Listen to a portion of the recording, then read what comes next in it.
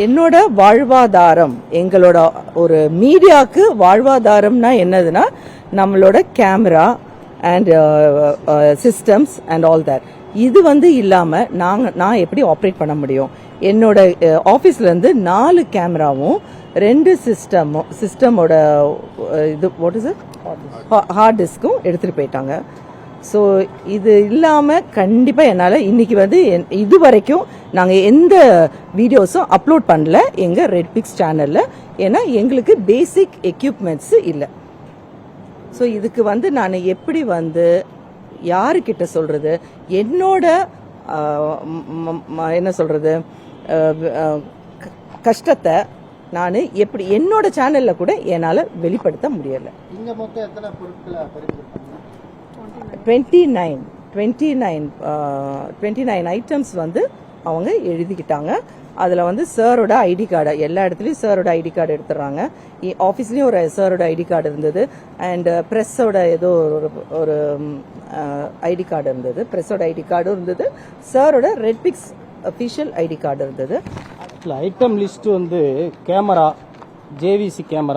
JVC camera 3வது, 4வது திருப்பி JVC camera, 5 SanDisk, 6 memory card, 7 Sony DVC cam, 8 Apple Mac, 9 சிசெப் hard disk, 10 hard disk, 11 hard disk, 12 world wide tape BBC, மேவல் digital tape, இது போன்று தொடர்ச்சியாக ஏர்டெல் 4GB அப்படியே வரிசையாக ஒட்டு மொத்தமாக இதில் முதன்மையாக கைப்பற்றப்பட்டதாக நம்ம எதை பார்க்கணும்னா system and hard disk camera. அப்போ இந்த பேன் கார்டெலாம் ஒன்று எடுத்திருக்காங்க. அப்போ ஒட்டுமொத்தமாக 29 பொருட்கள் கைப்பற்றப்பட்டதாக சொல்லியிருக்கிறாரு.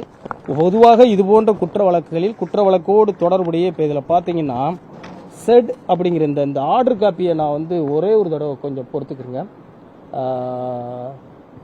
It has been made to appear to me that the production of mic, laptop, camera, hard disk, pen drive, computers, SIM cards and other related materials utilized for commission of said offense.